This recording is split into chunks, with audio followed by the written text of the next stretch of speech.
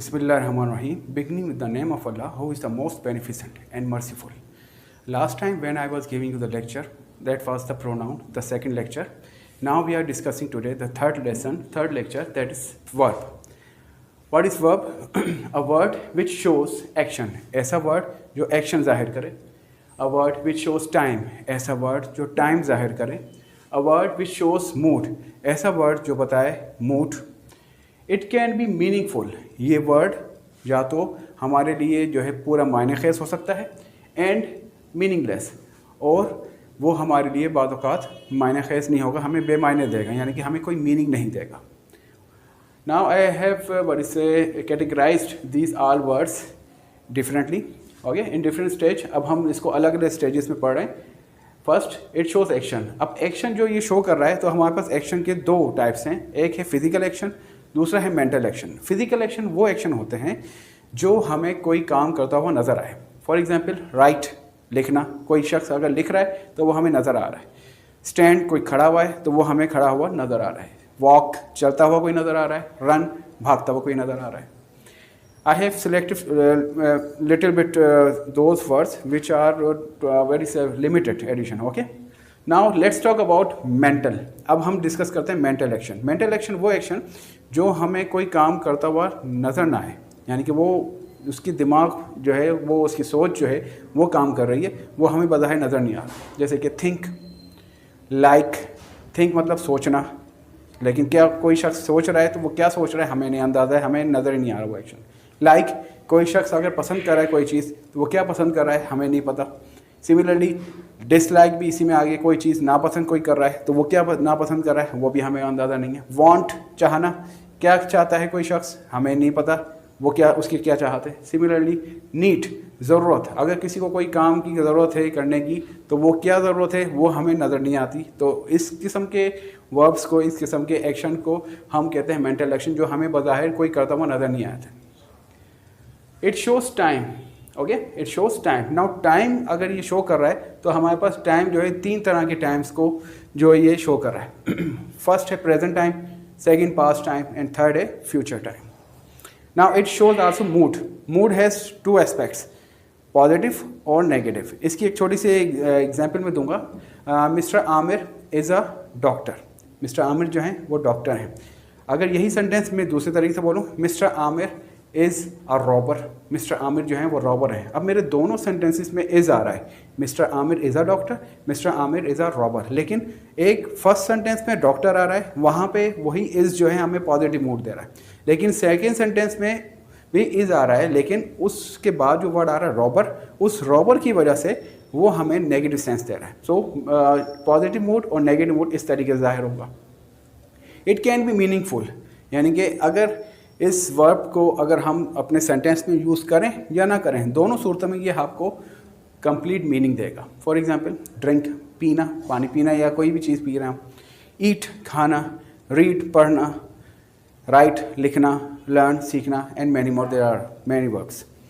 Now it can be also meaningless. Meaningless की category में हमारे पास हेल्पिंग वर्ब्स सारे आते हैं जितने भी हैं. मैंने कुछ हेल्पिंग वर्ब्स यहाँ पे सिलेक्ट करके लिखे हैं. फर्स्ट है इज़, एम और आर, और सेकेंड स्टेज में was, were, etc. Now we are discussing about the kinds of verb. Okay, the first kind of verb is helping verb. It has also another name, non-action verb. First kind है जो हमारी verb की है वो है helping verb, और इसका दूसरा नाम है non-action verb. Second kind of verb is main verb और action verb. Second kind of verb का नाम जो है वो है main verb या action verb. Now we are discussing about the categories of helping verb. आज जो है अभी जो है हम जो है हेल्पिंग वर्ब की कैटेगरी को डिस्कस कर रहे हैं. हेल्पिंग वर्ब की कैटेगरीज में कौन कौन से वर्ब्स आते हैं और उनको कहाँ इस्तेमाल किया जाता है, लेट्स डिस्कस.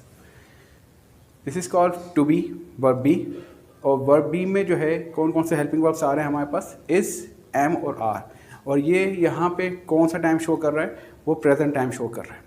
सेकंड इसी में ही आ रहे हैं हमारे पास was and were. Was and were जो है ये भी हेल्पिंग वर्ब्स हैं वर्ब बी के, लेकिन ये टाइम शो करेंगे किसको, पास्ट को. सेकंड कैटेगरी है हेल्पिंग वर्ब की ऑपरेटर्स. ऑपरेटर्स के भी दो फेसेस हैं, एक फाइनाइट है दूसरा इनफाइनाइट। फाइनाइट मीन्स लिमिटेड, यानी कि वो जिनका काम महदूद हो। उसमें जो है हमारे पास कौन कौन से हेल्पिंग वर्ब्स आ रहे हैं, डू एंड डस, जो शो कर रहे हैं प्रेजेंट टाइम को। अब हम इसको फाइनाइट क्यों कहते हैं, क्योंकि आप डू एंड डस जब भी इस्तेमाल करेंगे सेंटेंस में, आपको एज अ हेल्पिंग वर्ब के तौर पे अगर इस्तेमाल करना हो तो आप इसके या तो नेगेटिव सेंटेंस यूज़ करेंगे इसको इस्तेमाल करके, या तो इसका इंटेरोगेटिव सेंटेंस बनाएंगे इसको यूज़ करके, अदरवाइज इसका दूसरा usages as a helping verb नहीं होगा। Now next is did. Did जो है वो हमें शो कर रहा है पास्ट टाइम। पास्ट टाइम के हिसाब से भी अगर वही चीज़ फाइनाइट ऑपरेटर जो इस्तेमाल किया जा रहा है तो इसका भी फंक्शन वैसा ही है। जब हम नेगेटिव सेंटेंस बनाएंगे या इंटेरोगेटिव सेंटेंस बनाएंगे तब हम इसको यूज़ करेंगे। Now the next operator is infinite. Infinite means unlimited, गैर लामहदूद।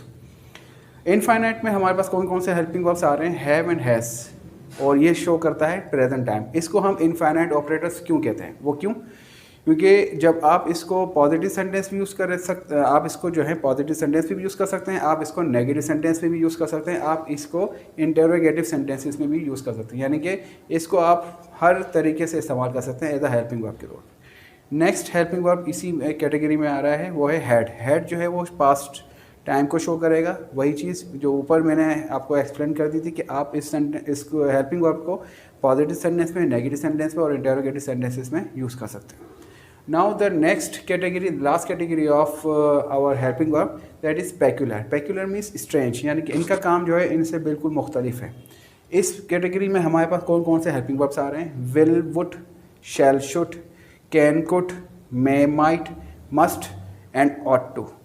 ये हेल्पिंग वर्ब्स हैं जिनको हम जो है एज अ हेल्पिंग वर्ब के तौर पे अगर यूज़ करेंगे। इसके बारे में एक और चीज़ मैं बताता चलूँ, मैं थोड़ी देर इससे पहले जो मैंने आपको बताया था, verb can show the meaning, it can B meaningful और मीनिंगलेस। जो मैंने मीनिंगफुल था वो तो भैया अभी मैं इसके बाद एक्सप्लेन करूँगा, लेकिन जो मीनिंगलेस वर्ड्स हैं वो ये सारी की सारी लिस्ट है। यानी कि जब भी आप इसको सेंटेंस में यूज़ करें, चाहे आप इसको सेंटेंस के बाहर यूज़ करें, दोनों कंडीशन में ये आपको कभी भी अपनी पर्सनली मीनिंग नहीं देंगे। ये सिर्फ और सिर्फ आपको टाइम शो करेंगे, जो है प्रेजेंट या पास्ट, प्रेजेंट या पास्ट, यानी कि सिर्फ टाइम शो किया जाएगा नेगेटिव सेंटेंस बनाने में, इंटेरोगेटिव सेंटेंस बनाने में और मूड शो करने के लिए इस्तेमाल किया जाएगा, अदरवाइज इसका दूसरा यूजेज नहीं है। Well, we are discussing about the next kind of verb, that is main verb और एक्शन वर्ब। मेन वर्ब और एक्शन वर्ब को मैंने यहाँ पे दो कैटेगरीज में डिवाइड किया है। मैंने अर्लियर जो है मैंने आपको पहले ही बता दिया था, जब मैंने वर्ब को एक्सप्लेन किया था उस वक्त भी मैंने आपको बताया था कि वर्ब जो है फिज़िकल एक्शन के बारे में अगर बात करें तो एक्शन के दो टाइप्स हैं, एक फिज़िकल एक्शन और दूसरा है मेंटल एक्शन। वही चीज़ यहाँ पर आ रहा है पहले कि मेन वर्ब या एक्शन वर्ब को हम जो है डिवाइड करेंगे पहले दो कैटेगरी में। एक है फर्स्ट कैटेगरी जो कह रही है वो फिज़िकल एक्शन। अब फिज़िकल एक्शन वो काम जो आपको होते हुए नज़र आए, जैसे कि कोई लिख रहा है राइट, कोई चल रहा है वॉक, कोई भाग रहा है रन, कोई खेल रहा है प्ले, कोई बैठा हुआ है सिट, कोई खड़ा हुआ है stand, etc। Mental action talks about means वो those actions which we can not see, वो काम जो हम नहीं देख सकते।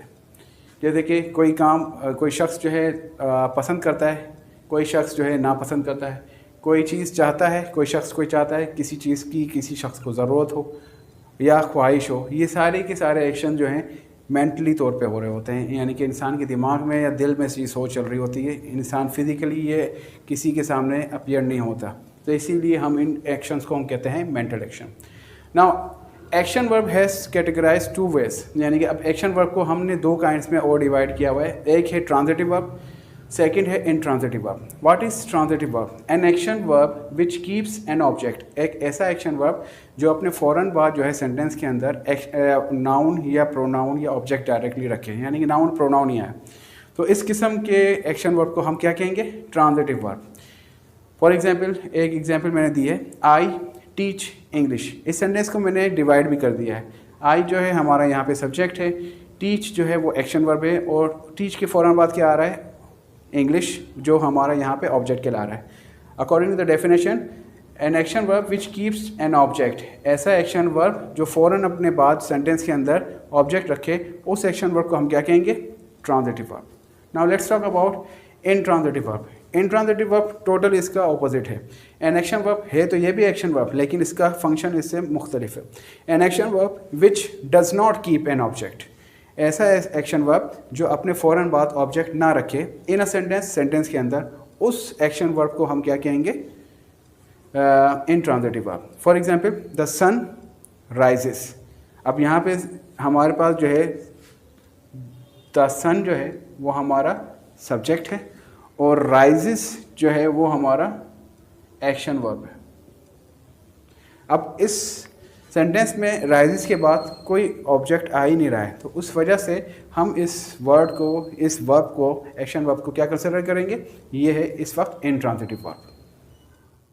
Well, we are discussing about the kind of transitive and intransitive verb, that is stative verb and dynamic verb. What is stative verb?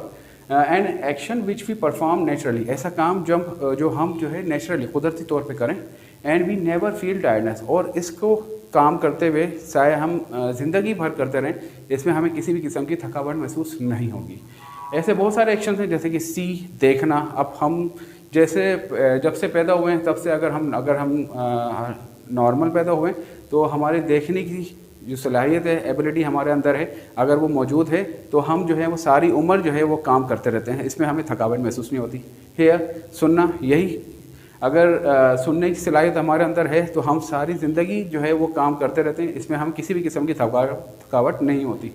Smell सूंघना, यानी कि कोई चीज़ बग़ैर हमारे यानी कि हमारे इंटेंशन के हम जो है वो अचानक फ़ौरन जो है हमारी ये स्मेल जो है, ये एक्टिविटी जो है फ़ौरन एक्टिव हो जाती है, और हम जो है बग़ैर चाहे जो है वो खुशबू या ऑडरलेस जो है, जो कुछ भी है वो हमारे बहुत ज़्यादा जो है एकदम टच हो जाती है, हम इसको कंट्रोल नहीं कर सकते, ये नेचुरली करते हैं। नेक्स्ट टेस्ट, चखना, यानी कि ऐसा एक्शन कि हम फ़ौरन जो है कोई भी अगर चीज़ खा रहे हो तो हमें फ़ौरन उसका टेस्ट पता चल जाता है कि ये स्वीट है या बिटर है, ये हॉट है या कुछ और, या कोल्ड है। दोनों कंडीशन में, सारी कंडीशन जो है हमें इस एक्शन से पता चल जाती है, ये नेचुरली हो रहा है। लाइक पसंद करना, नीड ज़रूरत, वांट चाहना। Now let's talk about the next kind, that is dynamic verb, an action which we perform deliberately. ऐसा काम जो हम जानबूझ के करें। अब जानबूझ के जो भी काम होगा ऑब्वियसली उसमें जो है हमें थकावट महसूस होगी। And we always feel tiredness, हमें उसमें हमेशा थकावट महसूस होगी। ऐसे बहुत सारे एक्शंस हैं, जैसे कि लुक है, वॉच है, लिसन है, ईट है, ड्रिंक है, वॉक है, टॉक है। ये हम अगर लगातार करते रहें, इसमें हर काम करते हुए हमें थकावट महसूस होगी। One more thing, stative verb can not change into present participle form. Stative verb जो है प्रेजेंट पार्टिसिपल फॉर्म में, यानी कि आईएनजी फॉर्म में कन्वर्ट नहीं होगा, यानी कि सीइंग नहीं होगा, हियरिंग नहीं होगा, स्मेलिंग नहीं होगा, टेस्टिंग नहीं होगा, लाइकिंग नहीं होगा, नीडिंग नहीं होगा, वांटिंग नहीं होगा। But the other side, all the dynamic verbs can be changed into present participle form, means verb ing form। तमाम के तमाम डायनेमिक वर्ब्स जो हैं वो प्रेजेंट पार्टिसिपल फॉर्म में चेंज हो जाएंगे, वो जिनको हम वर्ब की आईएनजी फॉर्म कहते हैं। जैसे कि लुकिंग हो सकता है, वॉचिंग हो सकता है, लिसनिंग हो सकता है, ईटिंग हो सकता है, ड्रिंकिंग हो सकता है, वॉकिंग हो सकता है, टॉकिंग हो सकता है। This is the end of this lecture, and if you like this lecture very much, so kindly pass your comments in my comment box on this channel.